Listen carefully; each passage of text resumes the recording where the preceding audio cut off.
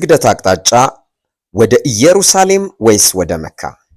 መሐመድና ተከታዮቹ ወደ ኢየሩሳሌም ዞረው ይሰግዱ እንደነበር ያውቃሉን? ይህን አስደናቂ እውነት እና ምክንያቱን የምናይ ይሆናል። ለሙስሊም ተመልካቾቼ እላለሁ፣ በውጫዊ ትውፊቶች አትርኩ፣ በጥልቀት መርምሩ፣ ጥያቄዎችን ጠይቁ፣ መልስ ለማግኘትም ጥረትን አድርጉ። ዕውቀቱን በቅዱሳት መጻሕፍት እውነት ይመርምሩ። ለምን በአንድ በመሐመድ ብቻ ትወሰናላችሁ? አላህ እውነተኛ አምላክ ከሆነ ከነቢያቱ ወደ ነቢያት መልእክቱ አይለወጥም። መመሪያዎችን ብቻ ሳይሆን ራሱን የሚገልጠውን በተከታዮቹ መካከል የሚኖረውን አምላክ ተከታተሉ። በሳሂህ አልቡኻሪ 5917 ላይ እንዲህ ይላል። እብን አባስ እንደተረከው ነቢዩ ከአላህ ዘንድ ትእዛዝ በሌላቸው ጉዳዮች ላይ የመጽሐፉን ሰዎች አይሁዶችንና ክርስቲያኖችን የሚያደርጉትን ቀድተው ያደርጉ ነበር። ነቢዩ ከአላህ ዘንድ ምንም አይነት ስርዓት በሌላቸው ጉዳዮች ላይ የቅዱሳት መጽሐፍትን ሰዎች ይኮርጁ ነበር። የቅዱሳት መጽሐፍት ሰዎች ጸጉራቸውን ወደ ታች ይለቁ ነበር። አረማውያን ጸጉራቸውን ይከፍሉ ነበር። ስለዚህ ነቢዩ በመጀመሪያ ጸጉራቸውን ለቀቁ፣ በኋላ ላይ ግን ከፈሉ ወይም ለዩ። ሳሂህ አልቡኻሪ 5917፣ ሳሂህ ሙስሊም 2336። ይህ አባባል ብቻውን ትልቅ የሆነ ነገርን ያሳያል። መሐመድ የአይሁዶችና ክርስቲያኖችን ልምምድ በመኮረጅ የተከተለው እና የመሰላቸው በመለኮታዊ መገለጥ ሳይሆን አላህ ገና ስላላዘዘው ነው።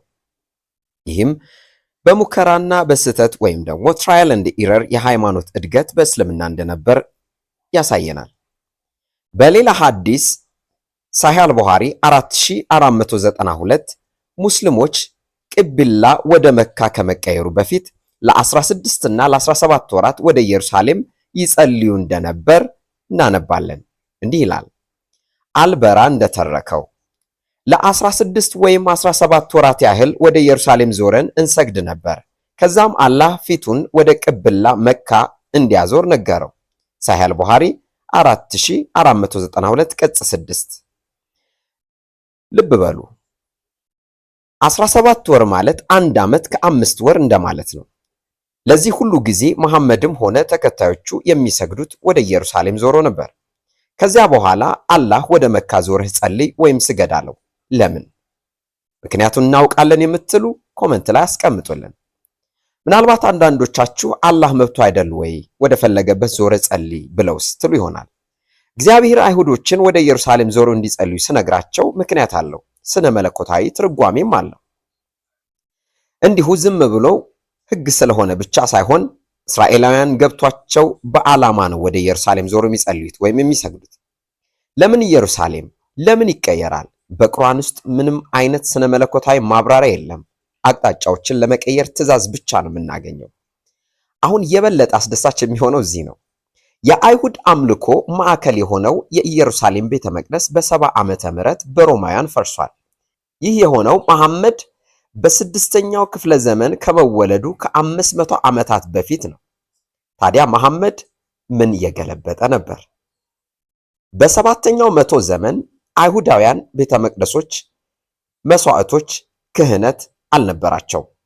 ምኩራቦች፣ ቅዱሳት መጽሐፍትና ወደ ኢየሩሳሌም የመጸለይ ወግ ግን ነበራቸው። ይህም ሕጉ የአምላክ መኖሪያ ወይም ማደሪያ በኢየሩሳሌም እንደሆነ ስለሚያስተምር ቀጥሏል። ስለዚህ አይሁዶች ወደ ኢየሩሳሌም ዞሮ የሚጸልዩት የእግዚአብሔር ማደሪያ ስፍራ እንደሆነ ሕጉ ስለሚያስተምር ነው። መሐመድ አይሁዶች ወደ ኢየሩሳሌም ሲጸልዩ ወይም ዞረው ሲሰግዱ ብቻ ነው የተመለከተው፣ ግን ለምን እንደሆነ አልገባውም። እሱ ድርግቱን ገልብጧል፣ ስነ መለኮቱን ግን አልተረዳውም፣ አላወቀውም። አላህ የሶላትን አቅጣጫ ወደ መካ እንዲለወጥ ሲነግረው ምንም አይነት የዶክትሪን ወይም ስነ መለኮታዊ ምክንያት አላቀረበም። መጽሐፍ ቅዱስ ውስጥ የጸሎት ወይም የስግደት መመሪያ የዘፈቀደ አልነበረም። ሰለሞን በአንደኛ ነገሥት ምዕራፍ 8 ላይ የእግዚአብሔር ሕዝብ ወደ ቤተ መቅደስ ሲጸልዩ እግዚአብሔር ከሰማይ እንዲሰማ ጸለየ። ቤተ መቅደሱ እግዚአብሔር በሕዝቡ መካከል ያደረበት ቦታ ነው። እሱ ሕንፃ ብቻ አልነበረም።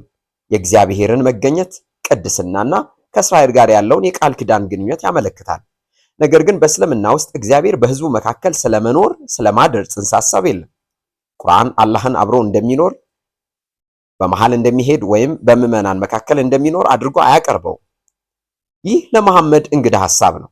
እናም ለዚህ ነው ቁርአን በቤተ መቅደስ ትምህርት ላይ ዝም ያለው ያልተረዳውም። እናም የኢየሩሳሌም በመካ ይተካዋል። እንደገና ምንም አይነት ስነ መለኮታዊ መሰረት አይሰጥም። ትልቅ ጥያቄ ይውላችሁ፣ ይህ ለምን አስፈለገ? መሐመድ ውጫዊ አይሁዶችን ባህሪያት ትርጉማቸውን ሳይረዳ ከገለበጠ ስለ ነቢይነት ስልጣኑ ምን ይነግረናል? አይሁዶች ወደ ኢየሩሳሌም ፊታቸውን አዙረው ለምን እንደሚጸልዩ አላህን አልጠየቀም። እሱ ብቻ ነው የገለበጣቸው። ከዚያም አቅጣጫው ሲቀየር ያለምንም ጥልቅ ስለ መለኮታዊ ማብራሪያ ተከሰተ። ትእዛዝ ብቻ። እግዚአብሔር በመጽሐፍ ቅዱስ ውስጥ የሰራው በዚህ መንገድ አይደለም። የእግዚአብሔር ትእዛዝ ከቃል ኪዳን፣ ከስነ መለኮት፣ ከአምልኮና ከመገለጥ ጋር የተሳሰሩ ናቸው። ግን የመሐመድ ልምምዶች የተውሶ ወግ እንጂ የተገለጠ እውነት አይደሉም። ይባስ ብሎ ቁርአን ስለ ቀደሙት ነቢያት የሚናገረው በተረትና በልብ ወለድ ታሪኮች ላይ የተመሰረተ እንጂ በመንፈስ ቅዱስ አነሳሽነት የተጻፈው የእግዚአብሔር ቃል አይደለም። ይህ የሚነግረን ምንድን ነው? መሐመድ የአይሁዶችንና የክርስቲያኖችን ልምምዶች እንዲገለብጥ ተነግሮታል። ያንንም ማድረግ ጀምሯል፣ ትርጉሙ ባይገባውም። ታዲያ ችግሩ የተፈጠረው መሐመድ ከመወለዱ ከ500 ዓመት በፊት ቤተ መቅደሱ በመፍረሱ ነው። የቤተ መቅደሱ መፍረስ በእስልምና አስተምሮና በቁርአን መልእክት ላይ ትልቅ ተጽዕኖ ፈጥሯል። መሐመድ የሚያየውን ነገር የሚኮርጅና የሚገለብጥ ልማድ ቢኖረውም ስለ ቤተ መቅደስና በቤተ መቅደስ ስለሚደረጉ ነገሮች ለመናገርም ሆነ ለመኮረጅ እድል አላገኘም። ቤተ መቅደሱ ስላልነበር ከየት ይኮርጅ? ከመጽሐፍት አንብቦ ይኮርጃል እንዳይባል መጽሐፍትን ማንበብ አይችልም። ለዚህም ነው መቅደስና ከመቅደስ ጋር የተገናኙ ትምህርቶችን ቁርአን የማያውቃቸው።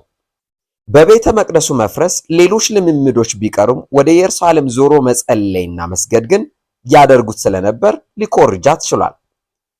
ባለፈው ቪዲዮ ያነሳ ነው የእግዚአብሔር በሕዝቡ መካከል ማደር የሚለው ርዕሰ ጉዳይ ቁርአን ውስጥ ሊገኝ ያልቻለው መሐመድ መገልበጥ ወይም መኮረጅ ስላልቻለ ብቻ ነው። ስለዚህ ወደ ኢየሩሳሌም ያለው የጸሎት መመሪያ ተገልብጧል እንጂ አልተገለጠም። እደግመዋለሁ፣ ተገልብጧል እንጂ አልተገለጠም።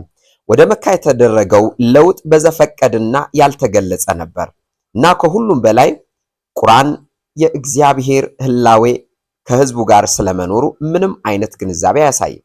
በመጽሐፍ ቅዱስ ውስጥ ግን ዋናው ጭብጥና ዋናው ርዕሰ ጉዳይ ነው።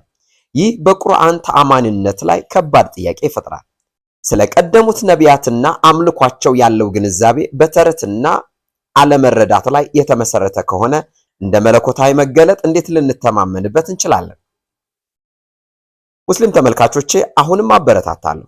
በውጫዊ ትውፊቶች አትርኩ፣ በጥልቀት መርምሩ፣ ጥያቄዎችን ጠይቁና መልስ ለማግኘት ጥረት አድርጉ።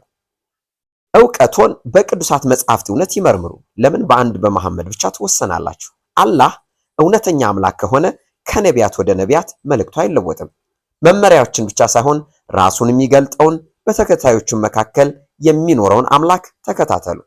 ኢየሱስ በዮሐንስ ወንጌል ምዕራፍ 14:23 ላይ የሚወደኝ ቢኖር ቃልን ይጠብቃል፣ አባቴም ይወደዋል፣ ወደ እርሱም እንመጣለን፣ ከእርሱም ዘንድ መኖሪያ እናደርጋለን።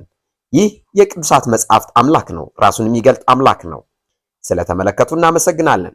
ይህ ቪዲዮ ስለ እስልምናና ክርስትና በጥልቀት እንድታስቡ ከረዳችሁ ላይክ ወይም አውራጣት አድርጉ፣ ሰብስክራይብ ያድርጉ እና ሌሎችም ያጋሩ።